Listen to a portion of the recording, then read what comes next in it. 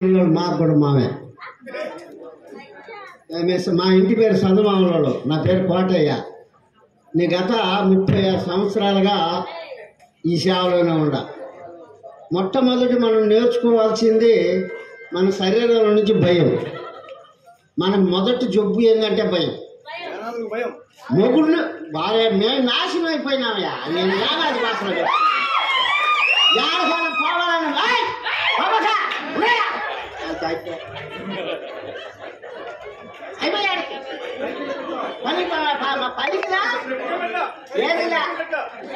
కట్టం మరి ఇంకా మీటింగ్ ఆడిచ్చేది మేము. ఒకవేళ మీరు వస్తారా పక్కన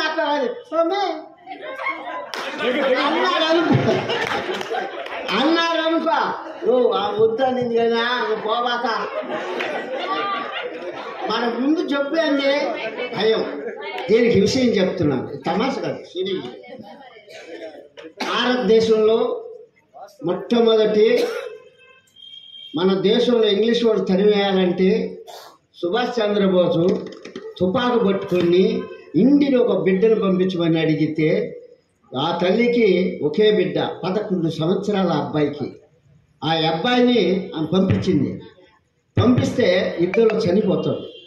ఆ తల్లికి ఏం చెప్పాలని ఆ బిడ్డను తీసుకొచ్చి ఇచ్చినప్పుడు ఆ తల్లి అంటుంది, అమ్మా నేను మంచి చేసినాను చెడు చేసినాను, నీ బిడ్డను ఎత్తిపోయినా చనిపోయిందంటే, అదేమయ్యా పోతే పోయింది, నా భర్త దగ్గర కూడా ఇంకొక బిడ్డను కానీ నేను దేశానికి పంపిస్తాను, అది పంపుతాను.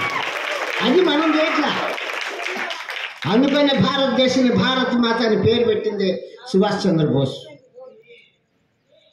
మనం ఇంకా వెనకుండా కారణం ఇదే. మన ఊర్లో ఒక నాయకుడు పెట్టినాం అనుకో, ఒకడు రెడ్డి ముందు పోసాడు అనుకో, వాడు పోయి గిల్లాడు అనుకో, మే వాడు అది ఎలా తినేస్తున్నాడు అయిపోయా.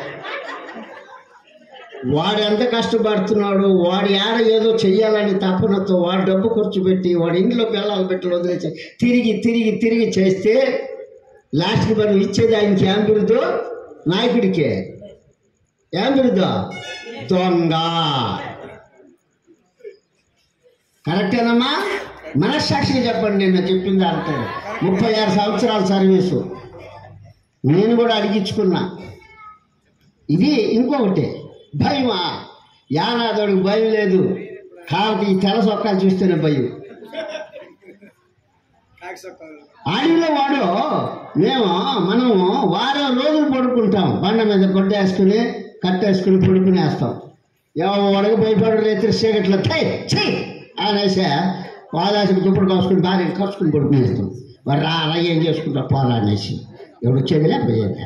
కానీ ఒక రెడ్డింటి గారు చేతి ఉంటే ఇవన్నీ నేను చేస్తే మా అమ్మ నాన్న నేను చేసి చెప్తున్నాను.